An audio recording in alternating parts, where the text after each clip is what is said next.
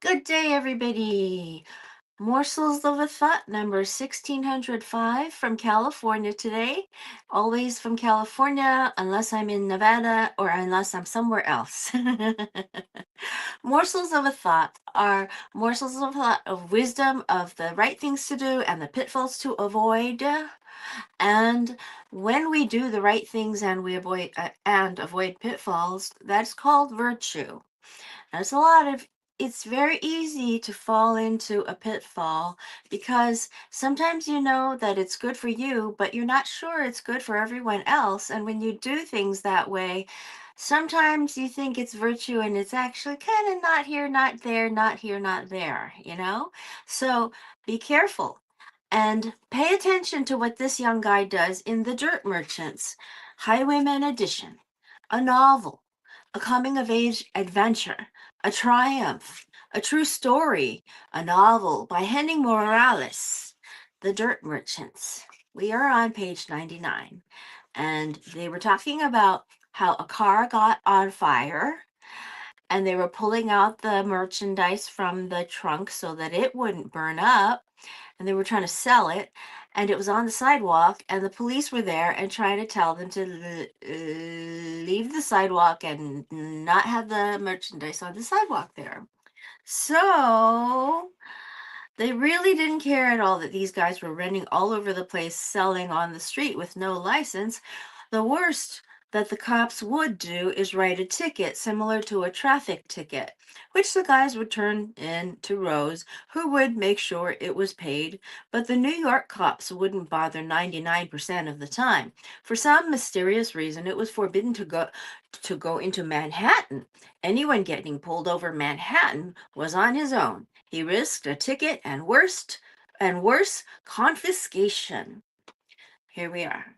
Teddy and Spencer began hitting the stores, one of them going in and out, while the other watched the boxes outside and pitched people walking by. As the burnt wreckage was being towed away, Rose was paying the toll at the Triborough for the privilege of driving into Queens. Spencer and Teddy were boxing things up after having made 10 more sales and pocketing 100 each.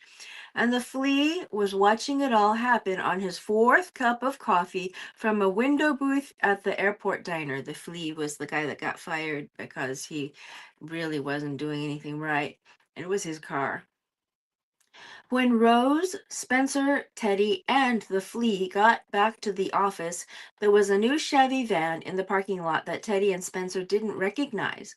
Jim ran out to the parking lot. Spencer had a feeling, then asked, "Whose van, Jimbo?" "Leased it for you, boy," Jim said, flinging the keys at Spencer. Can't having can't have you making a habit of coming in early. First, take me back to the GM dealer in Hackensack. I left my Jag there. Then take Teddy and Wayne home. The van is yours. Take it home tonight. See you at 8. Big day tomorrow. Whoa. So he's been making sales and he's been doing very well in his first month, in the first 30 days. And he was actually being told to train others already after his 2 weeks there. Spencer Corrales. Chapter 11, Attitude Adjustment. Saturday, August 27th. Spencer and Teddy hit 50 sales for the second week in a row. Spencer pocketed $350. Rose gave him $20 for the weekend and deposited $330 in his savings account on Monday morning. He has a savings account that the passbook is held by Rose so he can control himself and not do any spending. Monday evening, Spencer was named Rookie of the Month for July and received a trophy in front of all 600 American wholesalers reps. Sales guys from all 13 offices assembled at the Hilton in Hasbrook Heights cheered and screamed for Spencer. He hadn't been happier since home run number 5 went over the fence and onto the railroad tracks at Benjamin Franklin Junior High School 2 years earlier. The next day, Jim was just about done with handing out the quotas and bets for the day and was getting ready for Banda to talk to the guys when the door slammed open. Jim shook hands with Banda and went to the back of the room. As the guys rushed to get settled, Banda began in his usual way. Some of you have heard my talk on attitude some a couple of times, and I tell you it's going to be the same today. But this is something so simple that you need to hear it 100 times to get it. Anyone who's got to be bored with it, there's the door. No takers? Then listen up. Some of you think your attitude is right, but I can tell you it's not. Do you know how I can tell? I can feel it. I can look at you and know if your attitude is right or not. It's not a special power, or maybe it is. You see, when your attitude is so right for so long, you can detect it in others. You see, successful people, whether they know it or not, have developed this sixth sense, which is why the rich get richer. They're able to sniff out the right deals and the right partners and staff, and it all starts with attitude. Attitude determines how you walk, how you talk, how you dress, but it also determines how others respond to you. Now, I want to pause here to say that Morsels of a Thought is for morsels of a thought of wisdom every day. I try to entertain you. I try to inspire you to have a great day. I want to impart something good, and in the long run, we educate ourselves by reading. So here, smile, guys. Stick your chest out. Walk like you're going somewhere. Now, mind you, I'm not talking about being fake, but if your life sucks, then you're going to have to fake it until it improves for you. Then, once things improve, use those successes as reference points and build on that. Think about your goals, then smile. Think about your chick if you got a good one and smile. Think about that crazy Richard Pryor says, what that crazy Richard Pryor says and smile. If you got nothing else to go by, then do it that way, but smile, man. Do not come around this office without that smile. And for God's sake, no one wants to hear you whining. We all have problems. We're here to solve problems, not whine or cry about them like a baby. Now, don't get me wrong. As I said, we all have problems, but real men work on solutions. This is a solution for you. American Wholesalers is a solution. Now, I know it's not the only solution. Anyone who thinks it's not a solution for him, there's the door. Still no takers? My point is that walking around with your shoulders slumped, complaining about this or that, keeps you in the problem. Now, I'm not a psychologist, but neither are the guys in this office. We're here to succeed, not sit here and put you on a couch or something. If your attitude sucks so bad that you can't suck it up when you're around the guys here at the office, then stay home. Now, when there's a problem here at the office with one of the other guys, you take that into the manager's office and handle it one on one with the person causing you your problem. You need help? Bring in your manager or Jim if you have to. That's why they invented doors.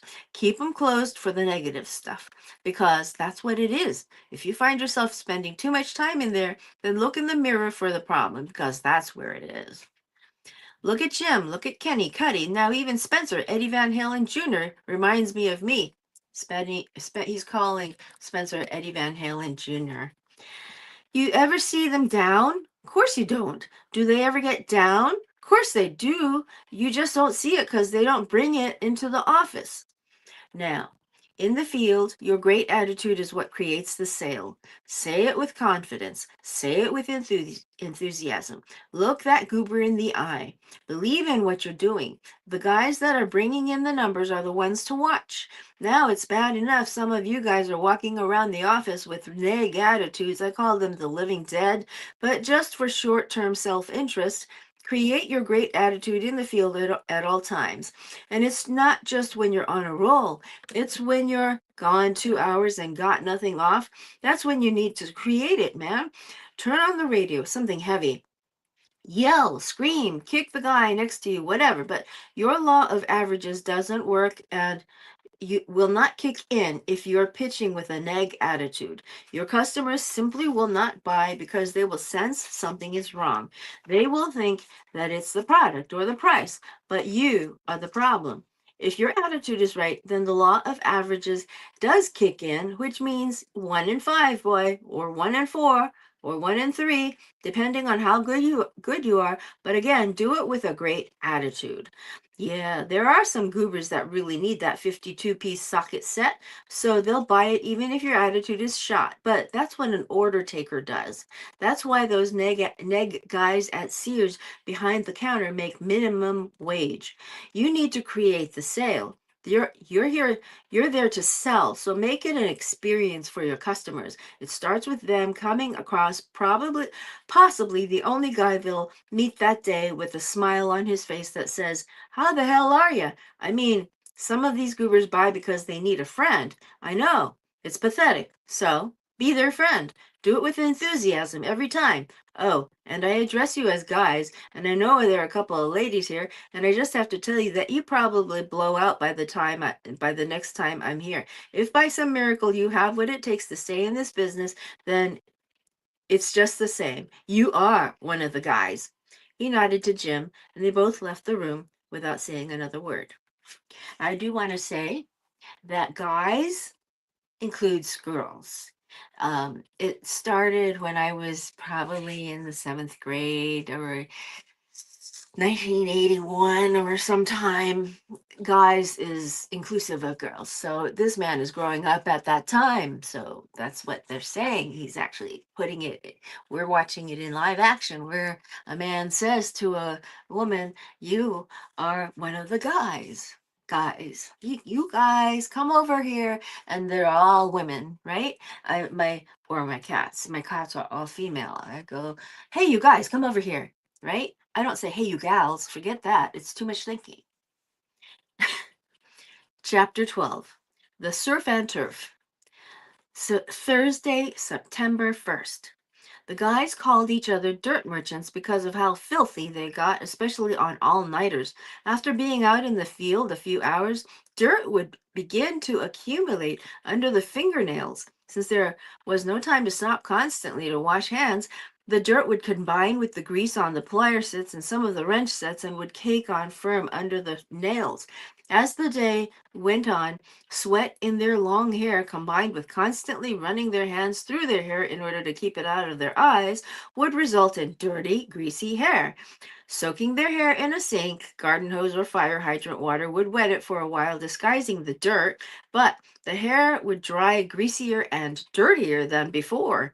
Shirts would become soaked with sweat and grit during the hot summer days and turn clammy at night as it cooled off. Jeans and shorts got soiled from a combination of car exhaust, air pollution in the city, and wiping hands on pants. It was impossible to keep a pair of sneakers clean, so the boys would always wear their dirtiest pairs. When the guys cleaned up for office training or a night out with the boss, they were practically unrecognizable. Today, Spencer made sure to get off early to leave enough time to scrub down before the big night. Tonight, Spencer was to take his father to dinner and break the news to him. He wasn't going back to high school. Spencer's mom understood. She appreciated that her oldest son had been a model citizen all summer. He had been polite, good to his brother and sister, and not in any trouble. In fact, she was even excited about his future in sales, maybe not this kind of sales, but thinking it may lead to a, quote, real job, end quote, someday. Things with his father were quite different. Dr. Corrales was aloof and clueless to most of the trouble that his son had been getting into before he started working in sales. His father's working 100 hours a week, combined with the fact that Spencer worked about the same, left little time for visits, let alone seeing any improvement in the boy. Growing up in poverty in the Dominican Republic during the Depression, the future Dr. Corrales had been lectured by his uneducated mother about the virtues of education, that not only was education the most important thing in one's life, but it was the only way out of poverty. After Having to wait until he was a teenager to go to school for lack of proper shoes, he proceeded to spend all his time on the rich side, quote unquote, of town, studying with the rich kids since they were the ones with the books.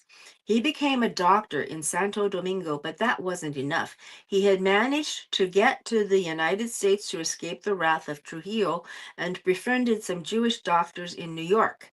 He convinced them to take under their wing this non English speaking Dominican doctor.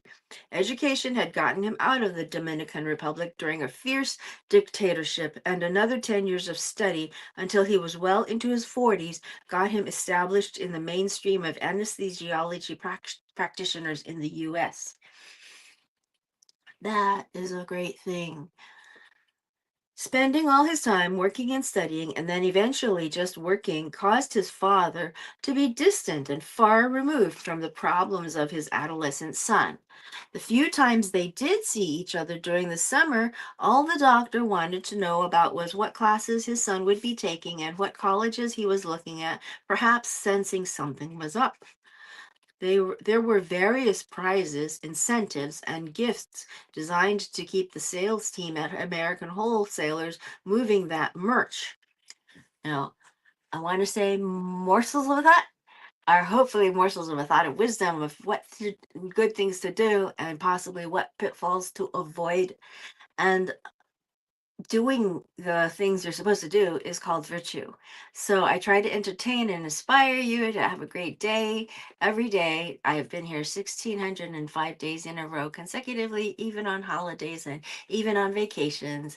And if you call them vacations or business trips.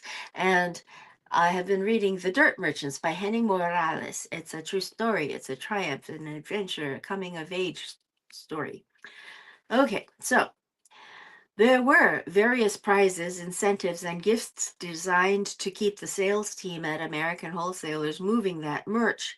Trips to Atlantic City and the Poconos, Broadway plays and Yankee tickets, hotel vouchers for stays at New York hotels for Saturday night only, store gift certificates of various kinds, and meals at Brennan's Surf and Turf in Saddle River.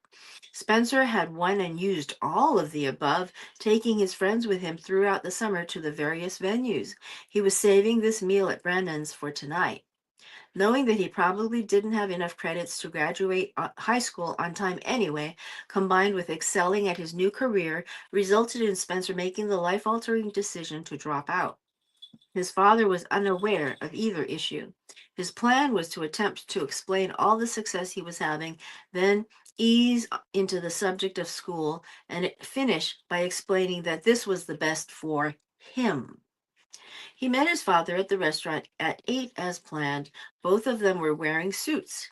His father belonged in his, but Spencer seemed a little out of place, his hair a little too long and shaggy, and his suit a little too small on him. They looked at the menu briefly, both knowing what they wanted: lobster and filet mignon. So far, so good. As soon as the waiter walked away with the order, and before Spencer could get a word in, the father asked about school. Spencer forgot his plan and just got it over with. Well, Pops, I don't think I'll be taking any classes this fall. Excuse me. I'm going to work full time and plan for my promotion. Dr. Corrales took the news well. He was very calm, drank his wine, ate his meal, and spent the next hour attempting to convince the obviously confused boy that this was a colossal mistake. Pops, I know what you're saying, and it makes sense, but this is what's best for me. Don't you want me to be happy? This makes me happy. After realizing that there was no reasoning with the chap, Dr. Corrales finished his meal, sipped the last sip of his wine, and said calmly, "No son of mine is going to be a high school dropout. If you do, you don't exist to me. Let's go." He stood up and walked out without saying another word. Spencer followed silently. Chapter 13, Buckets of Rain. Monday, September 26th. By the end of his third month in the business, Spencer had crept halfway up the chart at a record-setting pace. Kenny Simpson had been promoted. Wozniak had blown out, quote unquote, i.e., quit the biz, versus being blown out, quote unquote, which meant being forced out, usually by embarrassment through lack of production. So it was only Curry and Gino with whom Spencer had to concern himself. Spencer wanted the promotion badly. He was laser focused on the goal for his money, for the recognition, to be able to rub it in all his friends' faces, and for the new clothes, cars, boats, and vacations. Thinking of these things always worked him into a white hot desire to have his new own deal, to be the boss. There were other guys higher up on the chart, and those guys like Monte, Gianni, and Crane were all nice guys with good attitudes, but their production was not consistent. They would hit their numbers one week and not the next, and were sliding up and down the chart, just trying to maintain. In Spencer's mind, they were not office material. He didn't think they would ever get their own office. Brian was also above Spencer, but Brian was content to earn $4,000 a month without the headaches of running an office. Page 109. Spencer was on such a roll he thought he could be in office training within 3 months, just in time for Cuddy and Gino to be promoted out, i.e., to be promoted into their own office. You gotta be 18 to office train, bro. No exceptions, Jim said to Spencer, observing Spencer staring at the board. Spencer had his feet up on Jim's desk. Any parents come down here complaining about us brainwashing their kids or having them work a free day or all-nighters, you gotta be over 18 for the labor board to receive that complaint. So February is the earliest hitter. That's cool with me, Jim. Jim, I have my goals. I know I can qualify for office training by January if I continue on this path. I also know I gotta have the respect of the guys. I don't want to be called kid around here anymore. Jim smiled proudly at his pupil and said, "You're on the right track, but remember, one day at a time, one piece at a time, one pitch at a time. Focus on the moment, because every step you take will get you closer and closer to that goal. You already have the respect of the guys, and that'll grow." Spencer nodded and sat up straight. Jim asked, "How's your pops doing?" "Still not talking to me. Been too busy to think about it much." "He just wants you to succeed," Jim said, sincerely concerned. "I know he wants college for you, but it's not for everyone. He'll come around, especially when you get into your office."